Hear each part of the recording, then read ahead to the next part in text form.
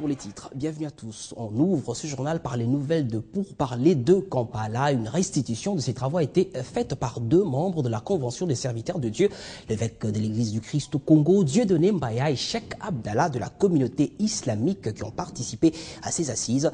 Ils ont fait cette restitution au comité exécutif national des serviteurs de Dieu en présence du pasteur Théodore Mugalou, président de la Convention.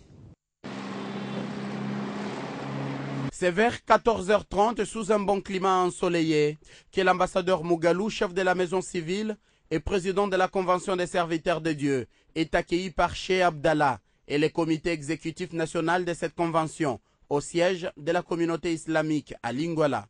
Prière de circonstances, suivie de la présentation du rapport des représentants de la Convention des serviteurs de Dieu aux assises de Kampala. Ce dialogue a fini par mettre en place un règlement intérieur. Le règlement intérieur de ce dialogue a pris assez de temps pour être avalisé et signé par les parties en présence, car il constitue un véritable outil qui délimite le cadre et le modus operandi du dialogue, que les intérêts nationaux sont réellement pris en compte sans fraude ni glissement vers la trahison, qu'on appelle aujourd'hui la balkanisation. Les églises jouent un rôle capital pour la recherche de la paix dans la sous-région des Grands Lacs et en République démocratique du Congo. Cheikh Abdallah et l'évêque de l'ECC Kasaï oriental, Dieudonné Mbayo, qui ont participé aux assises de Kampala, ont tenu à rendre compte au comité exécutif de la Convention des serviteurs de Dieu.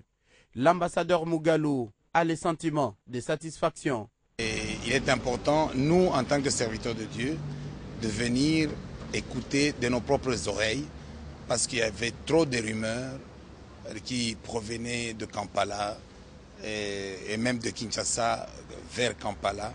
Il fallait que nous puissions venir nous abreuver à la source. Nous avons félicité les délégués de la République démocratique du Congo à Kampala, parce que avec des partenaires, avec des locuteurs qui n'acceptent pas une référence fondamentale pour dialoguer, on risquait de tomber dans une espèce de dialogue de sourds parce qu'il n'y avait pas de référence, alors que dans tous les dialogues, il faut un texte respecté par tous, une autorité textuelle respectée par les locuteurs. Le gouverneur de la ville de Kinshasa, André Kimbutayango, a interdit la marche pacifique que comptaient organiser les FAC, une plateforme de l'opposition, ce samedi 16 février en mémoire des martyrs de la démocratie tombés, vous en souvenez, le 16 février 1992 suite à la répression violente du pouvoir dictatorial de Mobutu. L'autorité urbaine qui avance des raisons sécuritaires recommande plutôt aux FAC de constituer une délégation de 5 personnes qui déposeront le numéro prévu à cette occasion acquis de droit. Justement, à propos de cette marche, nous sommes en ligne avec Emmanuel Akweti, le ministre provincial de la Sécurité et Population. Est-ce que, monsieur le ministre, les organisateurs vous ont contacté?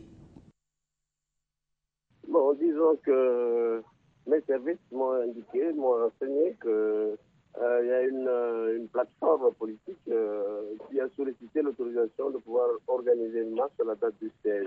Et que la réponse de son Excellence, Monsieur le Gouverneur, il avait déconseillé cette manifestation sur la voie publique. En lieu et place, il a proposé qu'une délégation aille le rencontrer. C'est ça à ma connaissance. Non seulement qu'on a interdit, on a fait une proposition pour une solution de rechange. Très bien, monsieur le ministre, on peut alors dire qu'il n'y aura pas de marche ce samedi? Disons que la lettre de l'autorité urbaine est claire. L'autorité urbaine a déconseillé qu'il y ait marche, qu'il y ait manifestation sur la voie publique. Et moi, je pense que les lois de la République lui reconnaissent ce pouvoir-là. Non seulement les mêmes lois ou la loi fondamentale qui garantit la manifestation sur la voie publique, au dernier paragraphe, cet article renvoie la garantie aux dispositions légales, les textes qui organisent les marches de la voie publique. Et cette loi donne l'occasion à l'autorité politico-administrative de juger de l'opportunité d'organisation des marches sur la voie publique mais aussi la possibilité de pouvoir, en concertation avec les organisateurs, éventuellement de changer l'itinéraire dans le cas où cela est nécessaire. Donc je pense que jusque-là, on n'a fait qu'appliquer les lois qui nous régissent dans notre pays. Merci, monsieur le ministre. Je rappelle que vous occupez de la sécurité et population pour la ville, la province de Kinshasa. Et puis ce 15 février, c'est la date anniversaire de l'UDPS qui totalise 31 ans d'existence. Officiellement reconnu comme mouvement politique en 1982, ce parti qu'on appelle aussi fille aînée de l'opposition était longtemps resté le plus grand mouvement politique d'opposition contre la dictature du maréchal Mobutu. 31 ans après, on lui reconnaît plusieurs exploits politiques impulsés par son leader Étienne Tshisekedi. Des exploits émaillés aussi de bien de ratés et de rendez-vous manqués. Présidentielle 2006 et son échec à la présidentielle de 2011. Lutte contre l'exploitation des emballages non biodégradables dans le pays. Le ministre de l'Industrie, Petite et Moyenne Entreprise vient de faire un nouveau pas dans sa démarche en vue de rendre effectif l'interdiction des fabrications, importations et commercialisation de ces emballages. Ceci explique par l'obtention d'un laboratoire d'oxo-biodégradabilité implanté ici à Kinshasa. Son inauguration a eu lieu ce vendredi en présence du ministre de l'Industrie, Rémi Moussoungaï. Hymne national, de mots de circonstance, puis cet acte. Voilà, la ville de Kinshasa, si pas le pays tout entier, a un laboratoire de technologie oxo-biodégradable agréé par le ministère de l'Industrie, Petite et Moyenne Entreprise. Après le maximum, c'est 12 jours. Avec une machine Xénolumière, le laboratoire en est un de type moderne, capable de tester la biodégradabilité des emballages en sachet, traités avec tous les additifs autorisés dans le pays par la tutelle. Nous avons pris toutes les dispositions pour répondre à la demande au niveau de Kinshasa. Donc nous sommes prêts à répondre à cette demande et nous allons nous déployer dans les provinces dans les tout prochains jours. Le laboratoire va surtout contribuer efficacement à l'amélioration du climat des affaires en mettant à la disposition des autorités un moyen de prévenir les abus dans le contrôle de ces emballages en sachets oxo-biodégradables. C'est la détermination du gouvernement de la République à éradiquer le phénomène sachet et bouteilles en plastique qui crée l'insalubrité dans notre milieu humain et menace dangereusement notre écosystème. La bataille entre le gouvernement de la République et les fabricants importateurs et commerçants de ces emballages non biodégradables a commencé depuis l'année passée. Et l'acquisition de ces laboratoires constitue une première victoire pour le gouvernement vers l'abolition de ces emballages qui sont d'une nuisance environnementale avérée. Où en sommes-nous avec la saga de la connexion de la RDC à la fibre optique? Qu'en est-il de la station du point d'atterrage de Mwanda et surtout de 10 tonnes de matériel livré par Alcatel-Lucent récemment? À quand la connexion de la RDC à la fibre optique finalement? Autant de questions qui trouvent leur réponse dans ce reportage. Regardez. Nous voici à Mwanda, la seule agglomération côtière du pays où une grande merveille vient d'élire domicile, l'illustre station de point d'atterrage. Après la phase de construction et d'installation des matériels, la station, qui a des ambitions d'être la plus grande d'Afrique, entre dans sa phase terminale, la phase expérimentale. Des NOC ont été donc testés sur câble, celui de l'Afrique du Sud et de l'Inde. Que doit-on attendre d'autre après la liaison de ces 3 stations? Et du côté de la société congolaise de poste et télécommunications, c'est le rêve qui se matérialise, maintenant que les grandes étapes avant la connexion viennent d'être traversées. Les travaux avancent bien, les tests se poursuivent. D'ici là, tous les états des tests sont concluants. D'ici là, on va faire les essais avec les autres pays, les autres stations. Ça passe très bien. Même sentiment de satisfaction du côté indien pour qui le test a tout aussi été concluant. Le travaux évolue très bien et le lancement de la connexion pour la RDC sera effectif ce 19 mars selon Alcatel. Selon les ingénieurs Alcatel, la phase expérimentale pourra prendre fin d'ici la fin du mois de février. Reste plus qu'à croiser le doigt quelques semaines avant que la fibre optique en RDC soit enfin effective. Et puis sachez que la DGDA vient de signer un protocole d'accord avec la SCTP sur la perception de la redevance logistique terrestre.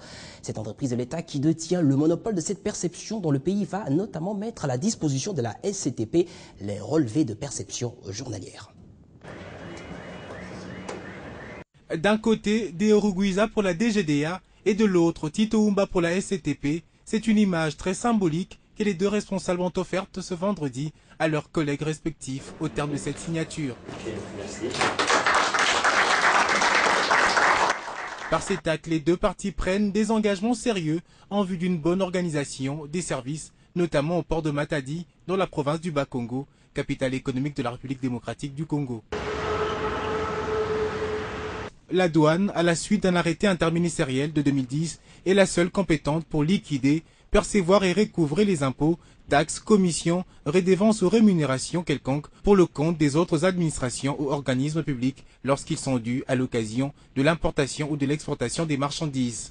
Et aujourd'hui de cette exclusivité, par cette signature, la DGDA offre à la SCTP la possibilité de se connecter au système informatique du guichet unique des bureaux concernés et lui donner l'accès pour la consultation et l'impression des états qui lui sont nécessaires pour la vérification des statistiques produites par elle. Et à son tour, la SCTP prend comme engagement transmettre, après exécution des opérations d'évacuation d'office, la liste des conteneurs sortis du port suivant le planning définitif arrêté par la commission mixte ad hoc. Un protocole d'accord riche dans son fond, dans le seul but d'un service professionnel au profit de la nation congolaise.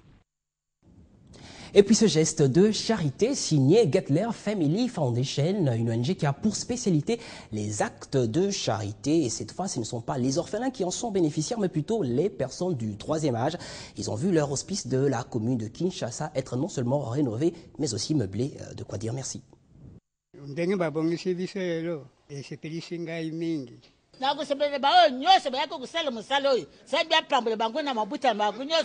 Des mots qui traduisent un bonheur inestimable pour ces personnes du troisième âge. Nous sommes dans la commune de Kinshasa, à l'hospice des vieillards Saint-Pierre. Ici, la vétusté des jadis a littéralement été remplacée par la modernité. Une œuvre de charité de Gettler Family Foundation. Même ils ne se réalisent pas qu'est-ce qui s'est passé, qui a fait quoi et comment et pourquoi. Pour eux, ça n'a pas d'importance. Eux, ils voient simplement que leur environnement est fondamentalement changé et on voit dans leur aspect, dans le visage, qu'ils sont plus relax, plus contents. Les murs rénovés, les chambres équipées, des fonds en comble, tout a été renouvelé. Et nous avions procédé à la réfection complète de tout le bâtiment, et la peinture, et puis refaire une cuisine moderne, ainsi que tout ce qui est sanitaire. On a changé tout ce qui est AI, comme électricité, changé complètement l'électricité parce que ça ne s'allumait plus avec les réalités de notre courant. Mais tout ceci a pris presque 30 jours ouvrables pour réaliser cette œuvre. Voilà. La contribution de l'ONG Gettler Family Foundation s'élève à près de $50,000, somme qui assurera même la prise en charge des personnes du troisième âge. Maintenant, la Fondation a doté à nos vieillards un cadre vraiment favorable pour leur épanouissement physique et mental. Au bout de compte, c'est un geste de haute portée humanitaire, sinon social de l'ONG, qui n'a de devise que le bienfait a une valeur d'éternité. Messe d'action de grâce en hommage au député national Augustin Katumba Manqué, décédé, vous le savez, le 12 février 2012. Cela s'est passé à la paroisse Sacré-Cœur de la Gombe. Les membres de la majorité présidentielle ont choisi ce jour pour se souvenir de ce grand homme qui a joué un rôle majeur dans la politique congolaise à travers de sa diplomatie secrète, mieux discrète. C'est la deuxième messe à être organisée à Kinshasa une année après sa mort, cette fois sous l'impulsion de la majorité présidentielle. Les chefs des partis politiques et alliés sont venus prier pour l'âme de cet homme qui demeure encore vivant dans la mémoire de ses proches. Le célébrant du jour a appelé l'assistance à copier le modèle Katumba Manqué dans le parcours politique. Ce qui importe le plus, c'est la disposition intérieure pour soutenir l'âme de notre frère Augustin Katumba, en essayant de me dire là où il est, qu'est-ce qu'il attend de nous. Pas trop de verbiage, il attend de nous de de nous assumer dans ce que nous faisons. Une rencontre de rappel, de souvenirs retraçant la personnalité d'Augustin Katumba Mwanké par sa diplomatie de petits pas efficace. J'ai travaillé avec lui d'une manière intense pendant au moins 5 ans et j'ai découvert en lui vraiment une mine que